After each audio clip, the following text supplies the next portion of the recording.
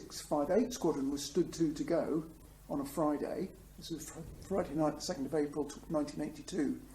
And by Monday morning, the senior leadership had decided that was a wrong option because they didn't have SS-11 missiles on their scouts and they weren't trained. On a Monday morning, we were stood to. I then flew down to Southampton Docks, boarded on the Europig ferry, which was a Townsend-Torreson car ferry, and we embarked, and the 21st of April 1982 we sailed.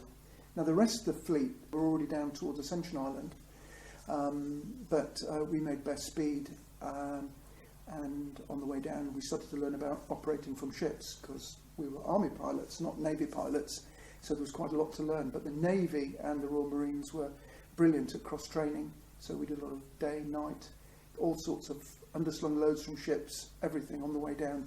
And so we really honed those skills, because landing on a ship is a new skill, particularly with skids, because obviously if the weight is not fully down, even sometimes when the aircraft weight is fully down the ship, if the aircraft rolls, the skidded aircraft can actually slide across the deck.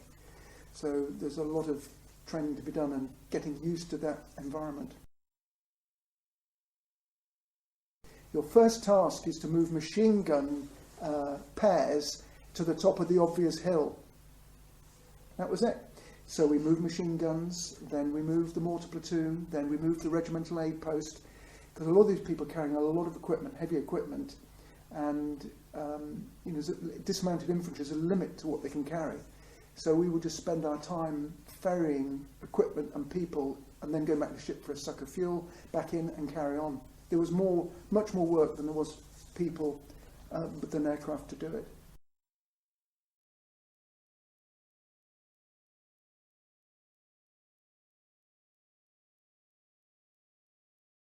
Well, I think we felt, I know we'd won the battle for Goose Green, but we were nowhere near Stanley, and we knew that Goose Green was supposedly a little outstation, which it transpired there was more Argentinians there. I think there was over 1,000 Argentinians, and they were being attacked by a battalion of 600. I mean the Paras were the Paras. They did what Paras do best and did it extremely well. And I was tasked to go down with Sergeant Rich Walker, and we had 2 Casevac pods on the outside of the Scout, so we could pick up stretcher casualties, because we'd told that there was a lot of casualties, which there was. And so I went down to the regimental aid post, the grid I'd been given, which was about a kilometre short of where the fighting was going on, and we started picking up casualties there, and then running them back to Ajax Bay to what we call the red and green life machine, and then going in and picking up other people. But in the meantime, like all of these things, there was no tasking. It was, can you move the mortar platoon forward in and amongst casualty evacuation, and can you move the regimental aid post forward because they're too far behind the battle, move the doctor forward with all his combat meds, and can you move these casualties? And oh, by the way, there's some casualties over in B Company who can't get back to the regimental aid post, can you go and pick them up? Following day, the rest of the day, we moved more casualties. We moved a lot of Argentinian casualties, amazingly, who'd been on the battlefield for 24 hours, 48 hours, because the Argentinians didn't have a casualty evacuation system, and they were going to the red and green life machine.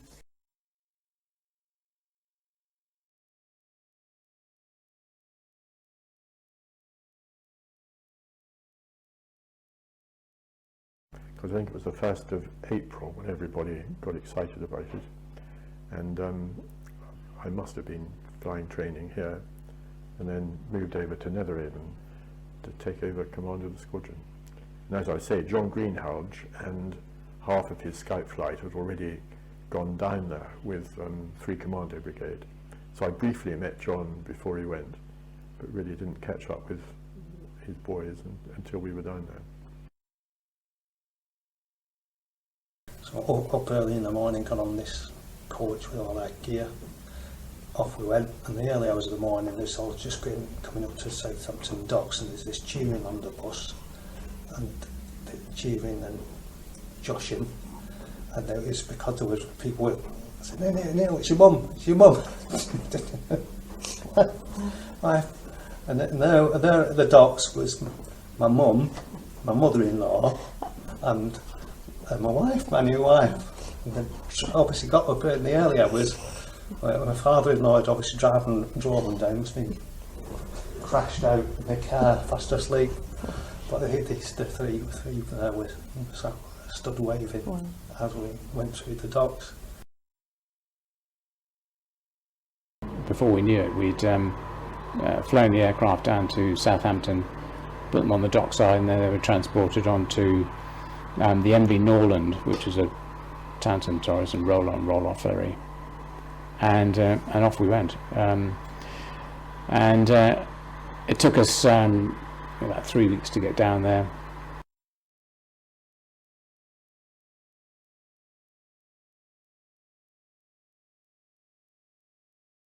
But the rest of us, the Scout flight was on one North Sea ferry with its air crew. Gazelle flight was on another North Sea ferry, and myself, Squadron Headquarters, and the bulk of the REMI went down on QE2, together with the Guards battalions, the Gurkhas, the gunners, and most of the brigade, actually. And it was a very nice way to go, but it did lead to problems. We had no communications between the ships on the way down, so I had no idea what they were doing. They had no idea what I wanted them to do. Some of the time we spent flying training, which was fine, because none of us had had any experience of flying from ships. So that was a new skill that we had to learn. And it was quite tough for the technicians, because the aircraft were right down on the bottom deck, and where the containers went was 3 decks up. So the aircraft had to be hauled up there and prepared for flying, and then off we went. And day flying wasn't too bad if the weather was reasonably calm. We did one night flying exercise, and for some reason I went off first. And by that time we did have air crewmen, and I can't remember what the night was like, but it was pretty black. So you took off with obviously the ship moving, and immediately you had no horizon whatsoever. So you immediately had to go onto your instruments, and then it did a really ropey circuit, and then followed the ship and came alongside the superstructure, which was at the back. Then you had to work your way along beyond that, and then edge sideways, and then land the thing. It was extremely difficult. On the way down, it was all training lectures, trying to work out where the Falklands was, what the weather was like, what were we doing there, what to expect. It gave me an opportunity to do training on the signals equipment as well. So we did a lot of weapons training, etc. But I also had to get some signal training.